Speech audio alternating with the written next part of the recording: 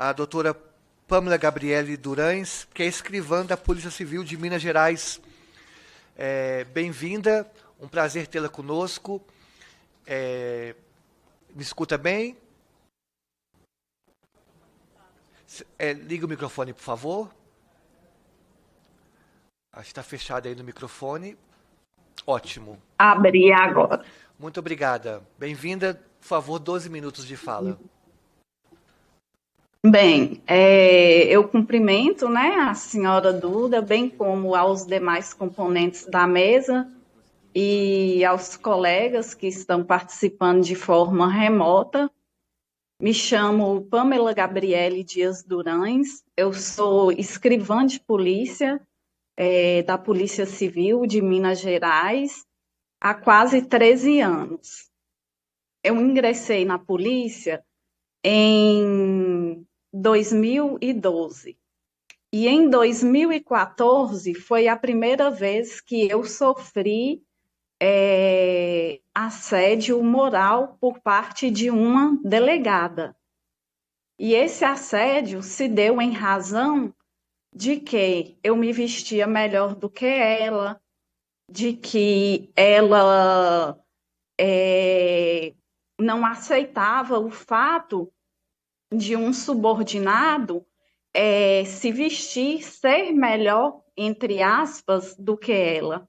Então, essa foi a primeira vez que eu sofri um assédio moral. Ela colocou o nome de uma cachorra de rua que ficava na porta da delegacia, colocou o meu nome, chegava lá na porta da delegacia, ficava chamando essa cachorra de Pâmela, Pâmela para lá, Pâmela para cá. Todo mundo sabia, menos eu. Até que um dia, dois colegas, um escrivão e um investigador de Buritizeiro, eles tiveram coragem de me contar e eu fiz uma comunicação. Eu formalizei esse fato que estava acontecendo. Entretanto, ela era amiga da chefe de departamento e, como consta no inquérito policial atual, esse procedimento foi arquivado, não sei por qual motivo, e o outro assédio que eu passei a sofrer iniciou em 2016, com a chegada de um novo investigador de polícia na delegacia de Buritizeiro. Esse investigador, ele investia de todas as formas querendo ficar comigo, querendo ter algum tipo de relacionamento na questão sexual. Ele não se contentava com os meus nãos e desde o momento em que eu passei a falar não, que eu não queria, que eu não ia me submeter a isso, ele passou a me assediar moralmente. Ele passou a macular a minha imagem perante aos meus colegas. Ele falava, na época eu trabalhava em regime de expediente e também concorria à escala de plantão, então nós tínhamos folgas, né? Porque nós pegávamos plantão, trabalhávamos à noite, final de semana, e quando as pessoas iam lá para poder me procurar, porque lá não havia delegado, ele falava que eu não estava lá, que eu não gostava de trabalhar, que eu faltava demais, e isso só foi me desgastando. Além do fato de eu ter senhas, MASP, CPF dos delegados, porque lá não havia autoridade policial, era eu quem fazia tudo,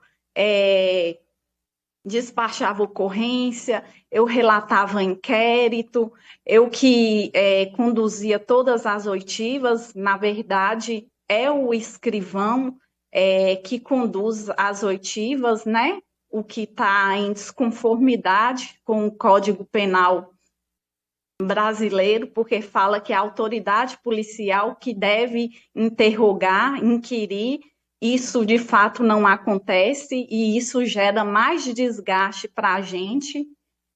E isso só foi me abalando psicologicamente. E em 2019 eu decidi é, comunicar esse colega com testemunhas. Todas as testemunhas confirmaram que ele era uma pessoa escrota, que ele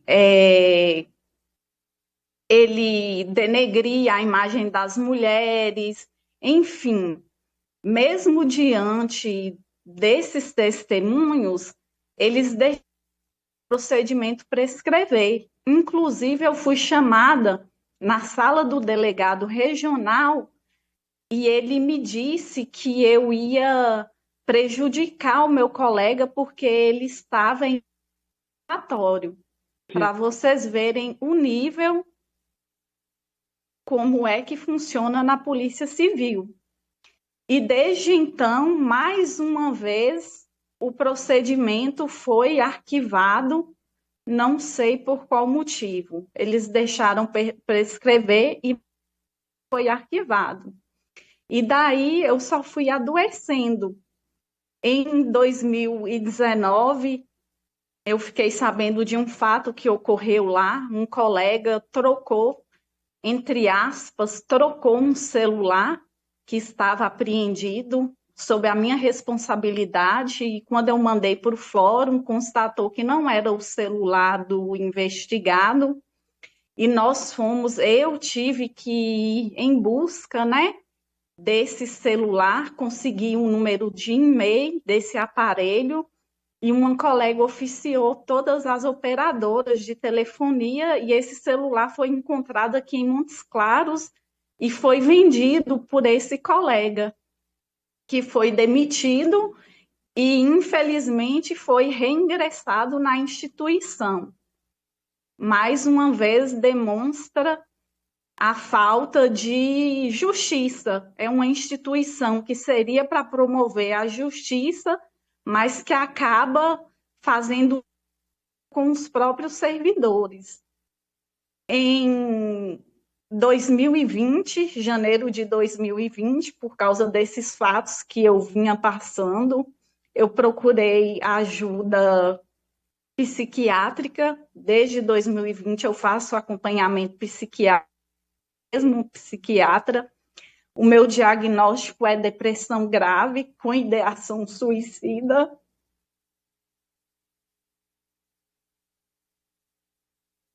Me desculpa. E nesse período eu tive que trabalhar com esse colega assediador de 2016 até 2023, que foi quando eu consegui a minha remoção para a cidade de Montes Claros. Isso depois de tentar remoção várias vezes. Eu tive um colega que foi transferida para lá que não trabalhou um ano e por influência política ela conseguiu remoção. E eu com tantos problemas de saúde, psicológico, psiquiátrico, nódulos nos seios, fazendo acompanhamento aqui, eu sentia muitas dores de cabeça, eu chegava a vomitar. Em 2020, teve um delegado que me perseguia. Na época, eu cursava direito, ele tentava de todas as formas me impedir de estudar. Até os próprios colegas escreviam a escala. Às vezes, eu tinha de sair da faculdade às pressas para poder ir para o plantão. Todos os finais de semana, eu estudava na semana e todos os finais de semana eu estava de plantão, então não tinha vida social. E os plantões eram de 12 horas e entrou lá um delegado regional que impôs o descanso apenas de 24 horas, em vez de 36. Então, mais um caso de assédio moral. E no período em que eu estive afastada, esse delegado regional me chamou para conversar e disse que se eu continuasse afastada, que ia me colocar à disposição de Belo Horizonte e ia me transferir. Então, mais uma vez, eu fui assediada moralmente. E por último, e o fato mais grave que aconteceu comigo foi nesse ano, no dia 3 de janeiro, eu estava retornando de uma licença psiquiátrica. Eu trabalho na central, na terceira central estadual de plantão de Montes Claros, e lá eu tive uma crise de pânico. E para tentar me acalmar, eu fiz ingestão de alguns medicamentos para eu dormir no meu horário de descompressão, no meu horário de almoço e de descompressão, já que eu tinha ali algumas horas disponíveis para isso. E a delegada, eu mandei mensagem para minha chefe falando que eu não estava passando bem, e uma delegada me encontrou no banheiro chorando e me levou para essa sala de descompressão. Lá eles chamaram um bombeiro militar que aferiu a minha pressão, ela estava baixa, né, devido à medicação que eu tinha ingerido. E então eles solicitaram a presença de um médico legista. E esse médico legista, a especialidade dele não é psiquiatria. E ele perguntou se eu estava portando arma de fogo. Eu falei que não, desde o meu primeiro afastamento, que foi em 2020, eu não tenho mais arma de fogo, justamente por causa das ideações suicidas. E falei com ele que eu apenas tinha uma faca de serra dentro da minha lancheira, que eu usei para almoçar, e uma faquinha pequena que havia dentro da minha bolsa de medicamentos que eu usava para partir comprimidos quando eu precisava. E ele se aproveitou disso, me conduziu para o hospital daqui da cidade. Foi ele quem conversou com o médico, e uma das testemunhas no inquérito fala que foi esse médico legista que falou que estava me internando. E eles me internaram sem o meu consentimento. Eles me internaram com a assinatura da minha mãe, uma pessoa leiga, numa ala psiquiátrica. Fala-se tanto na luta manicomial, e eu fui internada em um, junto com homens que faziam xixi na frente da gente, que tirava a roupa, que entrava no quarto, e eu lá tentando me manter firme para sair o mais rápido possível, porque eu não aguentava mais aquela situação. E esse médico legista, ele passou a me visitar 2 vezes ao dia, sob o pretexto que estava a mando do delegado corregedor. Ele ainda me coagia, falando que estava lá a mando do delegado corregedor, que eu precisava ficar internada mais tempo, porque senão não soaria bem dentro da Polícia Civil.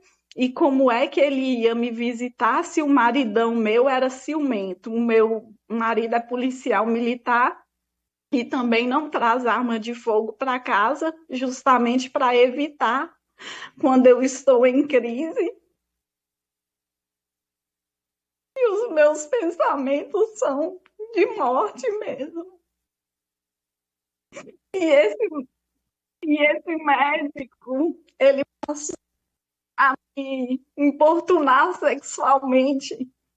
Ele acariciava o meu rosto, o meu cabelo, que era bem longo e ruivo. Ele me abraçava, ele tentou por várias vezes beijar a minha boca, ele só não beijou a minha boca porque eu virava o rosto, mas beijava de canto de boca.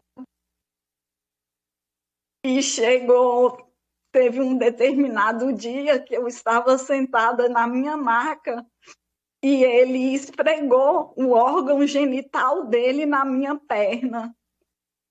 E eu completamente em choque. Eu não sabia como reagir, eu não sabia o que fazer, porque nessas horas a gente não sabe em quem confiar. Eu não confio em ninguém, da polícia, de hospital, de lugar nenhum. Então, lá dentro, eu fui violentada por esse médico. O inquérito está em andamento. Quando foi no domingo, eu entrei lá numa sexta-feira. Quando foi no domingo, foi que eu decidi pedir a minha colega de quarto para ficar durante a visita dele. E tem o depoimento dessa colega, né? Quantos minutos eu tenho ainda? O tempo já ultrapassou, aí daria para ir para a conclusão, por favor. Para Mas conclusão? mas Ok. sinta-se à vontade. Tá.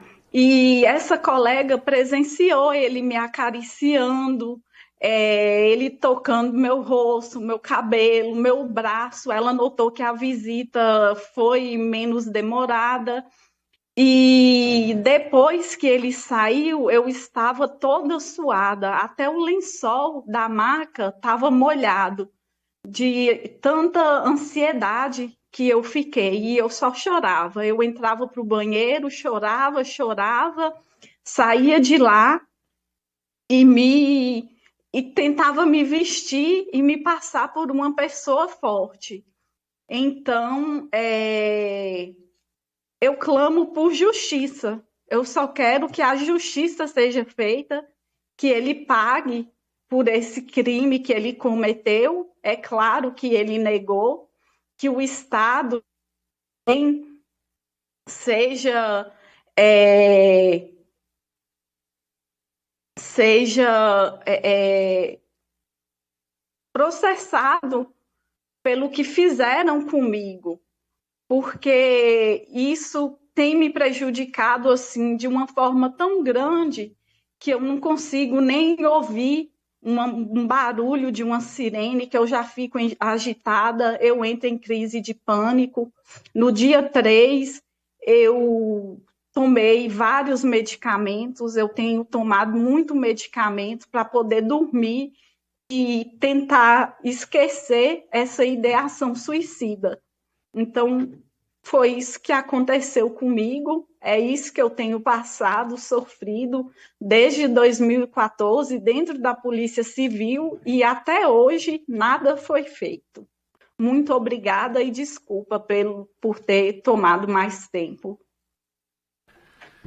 Eu que agradeço, Pamela, pelo relato forte e necessário. A senhora dedicou sua vida à justiça, à busca por justiça. E o seu relato aqui é mais um ato, mais uma atitude forte, corajosa em busca de justiça. E a senhora não está sozinha. Estamos todas aqui somando forças, porque não podemos deixar violências como a que a senhora sofreu e outros relatos que aqui foram ditos, naturalizar e tratar como normal. É possível mudar e a mudança se inicia a partir do momento da denúncia. Então, muito obrigada mesmo, Pamela,